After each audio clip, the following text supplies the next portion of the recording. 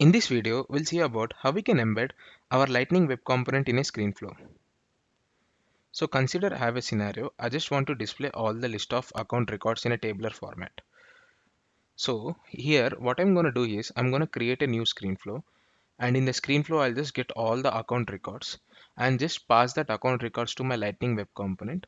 And in the Lightning Web Component, and display all the accounts in a tabular format, allowing user to select any of the row in the table. And I'll just pass that selected row, selected account to the flow back again. So this is my requirement.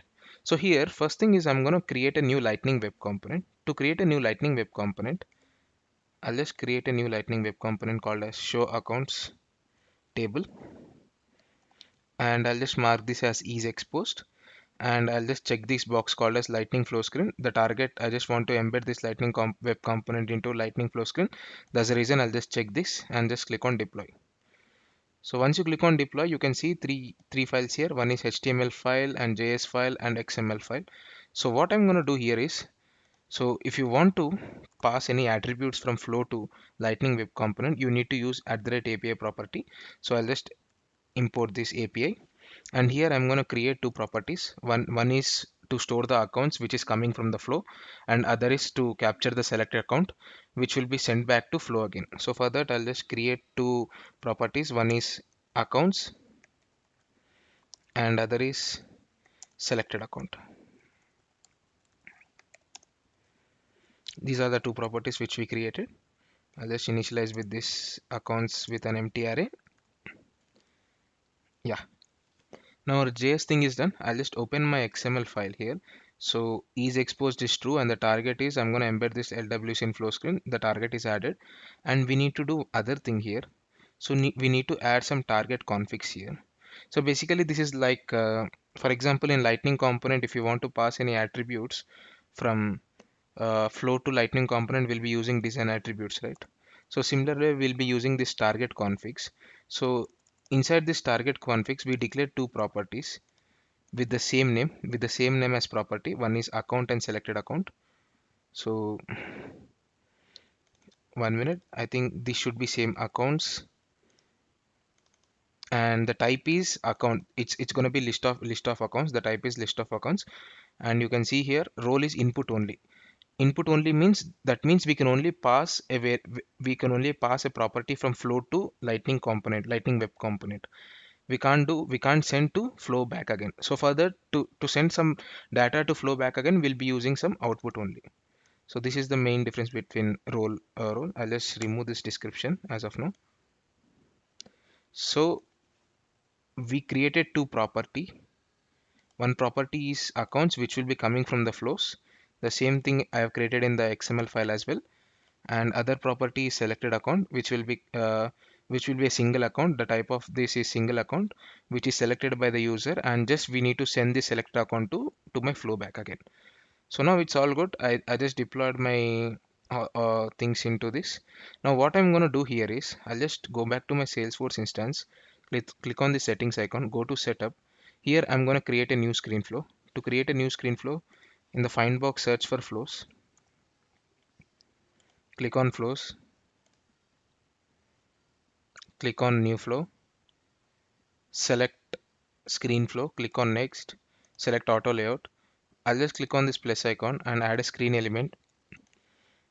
Sorry, it's not a screen element. I'm going to add a get records element.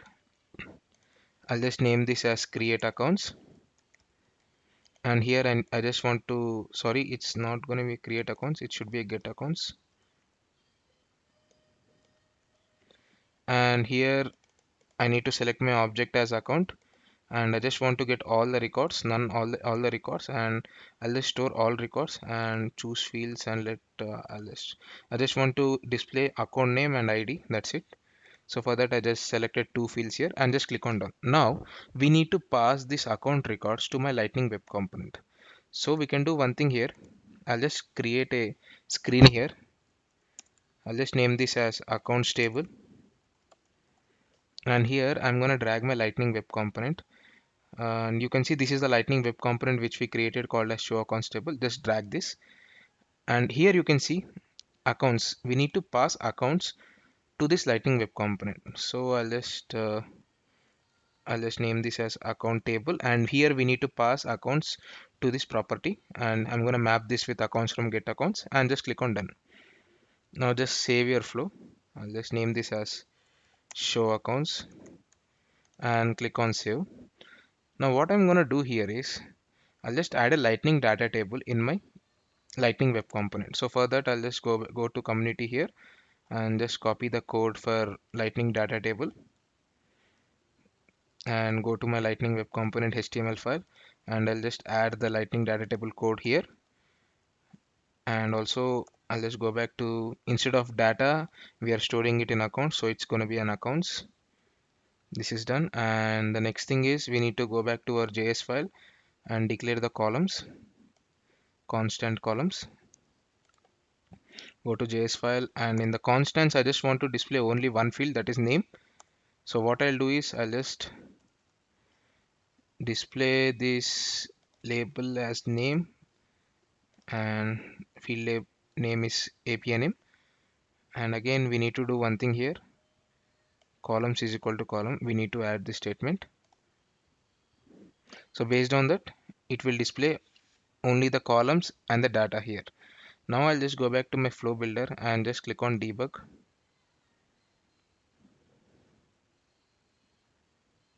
and click on run. You can see it's showing me all the list of accounts here. So you can select any records here, but what I will do here is I'll just allow the user to select only one record. So for that what we can do here is I'll just go back to this here, uh, community component library. Here we have an attribute called as max row selection. We'll make this as 1. So I'll just go back to my HTML file, and here I'm going to add an attribute and make this as 1.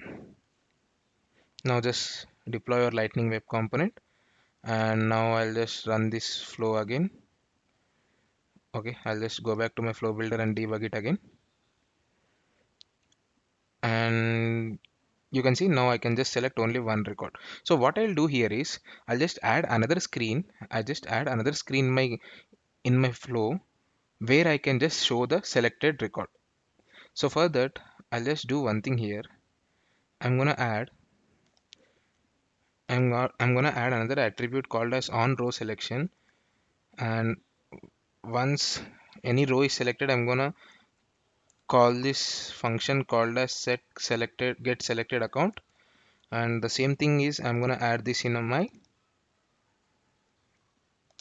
JS file, and here we need to set the selected account, the one which we created, the API property. We need to set that by event dot detail dot selected row.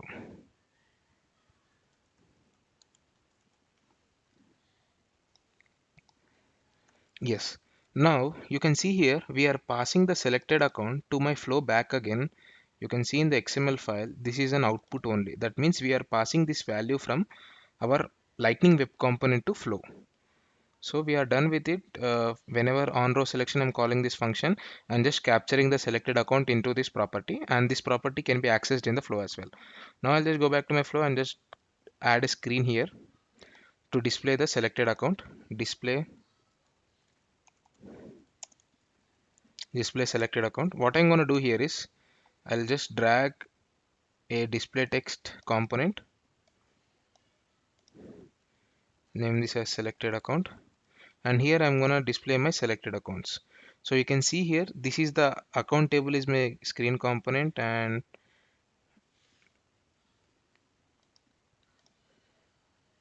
first thing is I'm going to add a text here, selected account is,